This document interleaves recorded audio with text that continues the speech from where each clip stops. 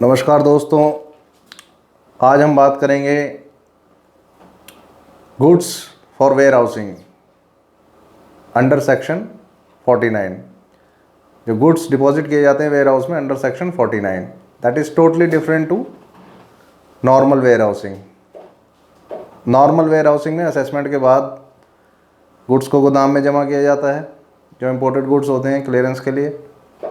लेकिन इसमें इन गुड्स का भी असेसमेंट बाकी होता है। अब ये गुड्स कोई भी हो सकते हैं, इंपोर्टेड गुड्स, ये एक्सपोर्ट के भी हो सकते हैं और इंपोर्ट के भी हो सकते हैं। अब इसका रीज़न क्या होता है, अंडर सेक्शन 49 में जो गुड्स हमने इंपोर्ट करे बाहर से, उनको वेयर हाउस में डिपॉजिट करने की परमिशन का रीज़न क्या होता है, इसी विषय में आज हम चर्चा करेंगे आप लोगों से, जो कि ये क्वेश्चन मेनली आ जाता है, काफ़ी बार आता है, एग्ज़ाम में भी आता है, और आपको प्रैक्टिकली भी इसकी नॉलेज होनी चाहिए कि ये परमिशन का पर्पज़ क्या है, 49 में हम क्यों परमिशन लेते हैं डिप्टी कमिश्नर से अपने गुड्स को वेयर हाउस में जमा करने के लिए। तो इसके बहुत सारे रीज़न हो सकते हैं। जैसा कि मैंने आपको बताया कि ये बिफोर असेसमेंट हम जमा कर सकते हैं गुड्स को वेयर हाउस में। उसके रीज़न ये हो सकते हैं कि आपकी असेसमेंट किसी कारण से पेंडिंग है।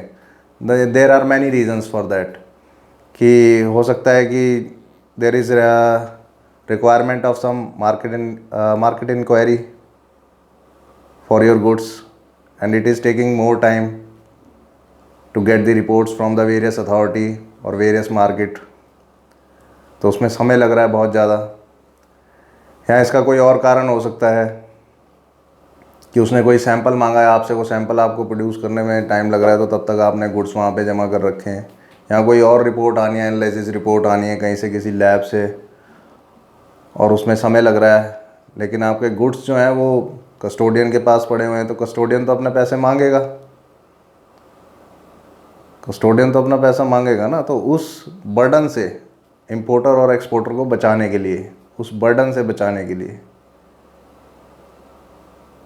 अब बर्डन कौन सा है, कस्टोडियन चार्जेस का। वो कोई भी हो सकते हैं, एयरपोर्ट अथॉरिटी इंडिया के चार्जेस हो सकते हैं, GMR के चार्जेस हो सकते हैं, कॉनकोर के चार्जेस हो सकते हैं। इन चार्जेस से बचाने के लिए कि हमारा असेसमेंट तो हो नहीं रहा, लेकिन माल वहीं पड़ा हुआ सड़ रहा है, और वो तो अपना पैसा चार्ज करेंगे कस्टोडियन। अब उसको, और शिपिंग लाइन भी अपना चार्जेस अपने लगाती जाएगी DO के, कि भैया डिटेंशन बढ़ता जा रहा है।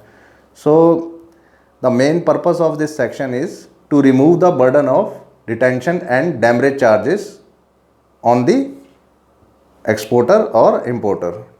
उनको इनसे सेव करने के लिए, उनसे बचाने के लिए, डिटेंशन और डैमरेज चार्जेस से बचाने के लिए इंपोर्टर और एक्सपोर्टर को गुड्स 49 सेक्शन में परमिशन के साथ हम वेयर हाउस में जमा करा सकते हैं, जब तक कि उसका असेसमेंट पेंडिंग है।